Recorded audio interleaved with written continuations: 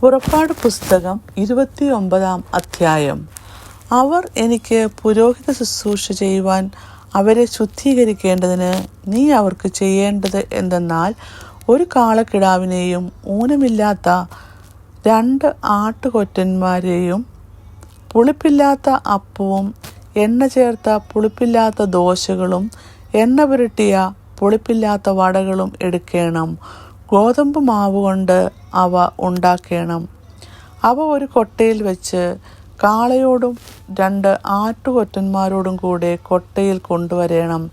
അഹരോനെയും അവൻ്റെ പുത്രന്മാരെയും സമാഗമന കൂടാരത്തിൻ്റെ വാതിൽക്കൽ വരുത്തി വെള്ളം കൊണ്ട് കഴുകണം.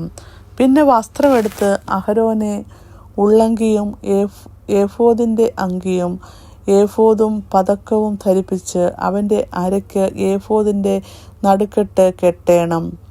അവൻ്റെ തലയിൽ മുടി വെച്ച് വിശുദ്ധ പട്ടം മുടിമേൽ വെക്കണം. പിന്നെ അഭിഷേക തൈലമെടുത്ത് തലയിലൊഴിച്ച് അവനെ അഭിഷേകം ചെയ്യണം. അവൻ്റെ പുത്രന്മാരെയും കൊണ്ടുവന്ന് അങ്കി ധരിപ്പിക്കണം. അഹരോൻ്റെയും പുത്രന്മാരുടെയും അരയ്ക്ക് നടുക്കെട്ട് കെട്ടി അവർക്ക് തലപ്പാവ് വെക്കണം. പൗരോഹിത്വം അവർക്ക് നിത്യ അവകാശമായിരിക്കണം. പിന്നെ നീ അഹരോനും അവൻ്റെ പുത്രന്മാർക്കും കരപൂരണം ചെയ്യണം. നീ കാളയെ സമാഗമന കൂടാരത്തിൻ്റെ മുമ്പാകെ വരുത്തേണം. അഹരോനും അവൻ്റെ പുത്രന്മാരും കാളയുടെ തലമേൽ കൈവെക്കണം. പിന്നെ സമാഗമന കൂടാരത്തിൻ്റെ വാതിൽക്കൽ യഹോവയുടെ മുമ്പാകെ കാളയെ അറുക്കണം.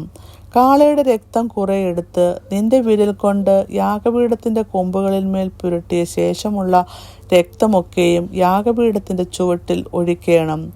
കുടൽ പൊതിഞ്ഞിരിക്കുന്ന മേധസ്സൊക്കെയും കരളിന്മേൽ ഉള്ള വപ്പയും മൂത്രപിണ്ഡം 2 അവയുടെ മേലുള്ള മേധസ്സും എടുത്ത് യാഗപീഠത്തിന്മേൽ വെച്ച് ദഹിപ്പിക്കണം. കാളയുടെ മാംസവും തോലും ചാണകവും പാളയത്തിന് പുറത്ത് തീയിലിട്ട് ചുട്ടുകളയണം. ഇത് പാപയാകും. പിന്നെ ഒരു ആട്ടുകൊറ്റനെ എടുക്കണം. അഹരോനും അവൻ്റെ പുത്രന്മാരും ആട്ടുകൊറ്റന്മാരുടെ തലമേൽ കൈവയ്ക്കണം.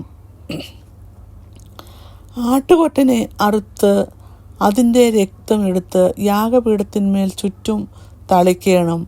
ആട്ടുകൊറ്റനെ ഖണ്ഡം ഖണ്ഡമായി മുറിച്ച് അതിൻ്റെ കുടലും കാലും കഴുകി ഖണ്ഡങ്ങളുടെ മേലും അതിൻ്റെ തലയുടെ മേലും വെക്കണം. ആട്ടുകൊറ്റനെ മുഴുവനും യാഗപീഠത്തിന്മേൽ വെച്ച് ദഹിപ്പിക്കണം. ഇത് യഹോവയ്ക്ക് ഹോമയാഗം, യഹോവയ്ക്ക് സൗരഭ്യവാസനയായ ദഹനയാഗം തന്നെ. പിന്നെ നീ മറ്റേ ആട്ടുകൊറ്റനെ എടുക്കണം. അഹരോനും അവൻ്റെ പുത്രന്മാരും ആട്ടുകൊറ്റൻ്റെ തലമേൽ കൈവെക്കണം. ആട്ടുകൊറ്റനെ അറുത്ത് അതിൻ്റെ രക്തം കുറെ എടുത്ത് അഹരോൻ്റെ വലത്തെ കാതിനും അവൻ്റെ പുത്രന്മാരുടെ വലത്തെ കാതിനും അവരുടെ വലത്തെ കൈയുടെ പെരുവിരലിനും വലത്തെ കാലിൻ്റെ പെരുവിരലിനും പുരട്ടി രക്തം യാഗപീഠത്തിൻ്റെ മേൽ ചുറ്റും തളിക്കണം. പിന്നെ നീ യാഗപീഠത്തിന്മേലുള്ള രക്തവും അഭിഷേക തൈലവും കുറേശ്ശെ എടുത്ത് അഹരോൻ്റെ മേലും അവൻ്റെ വസ്ത്രത്തിന്മേലും അവൻ്റെ പുത്രന്മാരുടെ മേലും അവരുടെ വസ്ത്രത്തിന്മേലും തളിക്കണം. ഇങ്ങനെ അവനും അവൻ്റെ വസ്ത്രവും അവൻ്റെ പുത്രന്മാരും അവരുടെ വസ്ത്രവും ശുദ്ധീകരിക്കപ്പെടും.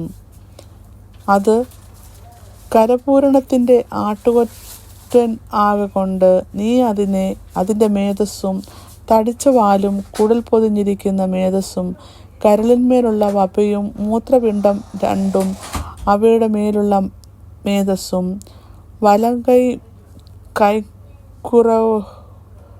കൈക്കുറകും യഹോവയുടെ മുമ്പാകെ വെച്ചിരിക്കുന്ന പുളിപ്പില്ലാത്ത അപ്പത്തിൻ്റെ കൊട്ടയിൽ നിന്ന് ഒരപ്പവും എണ്ണയും പകർന്ന അപ്പമായ ഒരു ദോശയും ഒരു വടയും എടുക്കണം. അതൊക്കെയും അഹരോൻ്റെ കയ്യിലും അവൻ്റെ പുത്രന്മാരുടെ കയ്യിലും വെച്ച് യഹോവയുടെ സന്നിധിയിൽ നീരാഞ്ജനാർപ്പണമായി നീരാഞ്ജനം ചെയ്യണം. പിന്നെ അവരുടെ കയ്യിൽ നിന്ന് അവ വാങ്ങി യാഗപീഠത്തിന്മേൽ ഹോമയാഗത്തിന് മീതെ യഹോവയുടെ സന്നിധിയിൽ സൗരഭ്യവാസനയായി ദഹിപ്പിക്കണം. ഇത് യഹോവയ്ക്ക് ദഹനയാഗം. പിന്നെ അഹരോൻ്റെ കരപൂരണത്തിനുള്ള ആട്ടുകൊറ്റൻ്റെ നെഞ്ച് എടുത്ത് യഹോവയുടെ സന്നിധിയിൽ നീരാഞ്ജനാർപ്പണമായി നീരാഞ്ജനം ചെയ്യണം. അത് നിന്റെ ഓഹരിയായിരിക്കും. അഹരോനെയും അഹരോൻ്റെയും അവൻ്റെ പുത്രന്മാരുടെയും കരപൂരണത്തിൽ നിന്നുള്ള ആട്ടുകൊറ്റൻ്റെ നീരാഞ്ജനവും ഉദർച്ചയുമായി നീരാഞ്ജനാർപ്പണമായ നെഞ്ചും ഉദർച്ചാർപ്പണമായ കൈക്കുറവും നീ ശുദ്ധീകരിക്കണം. അത് ഉദർച്ചാർപ്പണമാകൊണ്ട് ഇസ്രായേൽ മക്കളുടെ പക്കൽ നിന്ന് നിത്യാവകാശമായിട്ട് അഹരോനും അവൻ്റെ പുത്രന്മാർക്കും ഉള്ളതായിരിക്കണം. അത് ഇസ്രായേൽ മക്കൾ അർപ്പിക്കുന്ന സമാധാനയാഗത്തിൻ്റെ ഉദർച്ചാർപ്പണമായി യഹോവയ്ക്കുള്ള ഉദർച്ചാർപ്പണം തന്നെ ആയിരിക്കണം. അഹരോൻ്റെ വിശുദ്ധ വസ്ത്രം അവൻ്റെ ശേഷം അവൻ്റെ പുത്രന്മാർക്കുള്ളതാകണം. അത് ധരിച്ച് അവർ അഭിഷേകവും കരപൂരണവും പ്രാപിക്കണം. അവൻ്റെ പുത്രന്മാരിൽ അവന് പകരം പുരോഹിതനായ വിശുദ്ധ മന്ദിരത്തിലെ ശുശ്രൂഷ ചെയ്യുവാൻ സമാഗമന കൂടാരത്തിൽ കടക്കുന്നവൻ 7 ദിവസം അത് ധരിക്കണം. കരപൂരണത്തിൻ്റെ ആട്ടുകൊറ്റനെ എടുത്ത് അതിൻ്റെ മാംസം വിശുദ്ധമായൊരു സ്ഥലത്ത് വെച്ച് പാകം ചെയ്യണം. ആട്ടുകൊറ്റൻ്റെ മാംസവും കൊട്ടയിലുള്ള അപ്പവും അഹരോനും അവൻ്റെ പുത്രന്മാരും സമാഗമന കൂടാരത്തിൻ്റെ വാതിൽക്കൽ വെച്ച് തിന്നേണം. അത് അവരുടെ കരപൂരണത്തിനും വിശുദ്ധീകരണത്തിനും വേണ്ടി പ്രായശ്ചിത്തം കഴിക്കുന്ന വസ്തുക്കളെ അവർ തിന്നേണം. അവ വിശുദ്ധമായിരിക്കിയാൽ അന്യർ തിന്നരുത്. കരപൂരണത്തിൻ്റെ മാംസത്തിലും അപ്പത്തിലും വല്ലതും പ്രഭാതകാലം വരെ ശേഷിച്ചിരുന്നാൽ ആ ശേഷിപ്പ് തീയിലിട്ട് ചുട്ടുകളയണം. അത് വിശുദ്ധമാകൊണ്ട് തിന്നരുത്. അങ്ങനെ ഞാൻ നിന്നോട് കൽപ്പിച്ചതുപോലെയൊക്കെയും നീ അഹരോനും അവൻ്റെ പുത്രന്മാർക്കും ചെയ്യണം. 7 ദിവസം അവർക്ക് കരപൂരണം ചെയ്യണം. പ്രായശ്ചിത്തത്തിനായി ദിവസേന ഓരോ കാളയെ പാപയാഗമായി അർപ്പിക്കണം.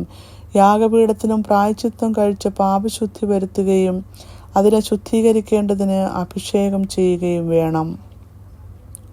7 ദിവസം നീ യാഗപീഠത്തിനായി പ്രായശ്ചിത്തം കഴിച്ച് അതിനെ ശുദ്ധീകരിക്കണം. യാഗപീഠം അതിവിശുദ്ധമായിരിക്കണം. യാഗപീഠത്തെ തൊടുന്നവനൊക്കെയും വിശുദ്ധനായിരിക്കണം. യാഗപീഠത്തിന്മേൽ അർപ്പിക്കേണ്ടത് എന്തെന്നാൽ ദിവസം തോറും നിരന്തരം 1 വയസ്സുള്ള 2 ആട്ടിൻകുട്ടി.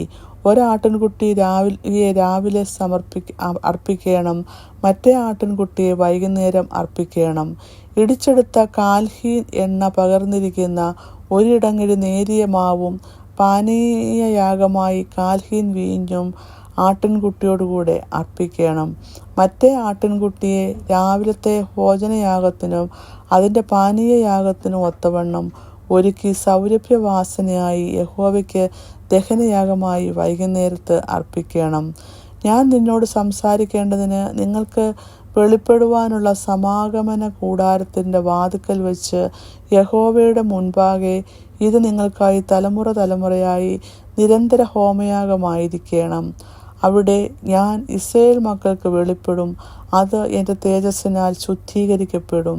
ഞാൻ സമാഗമന കൂടാരവും യാഗപീഠവും ശുദ്ധീകരിക്കും. ഞാൻ അഹരോനെയും അവൻ്റെ പുത്രന്മാരെയും എനിക്ക് പുരോഹിത ശുശ്രൂഷ ചെയ്യേണ്ടതിന് ശുദ്ധീകരിക്കും.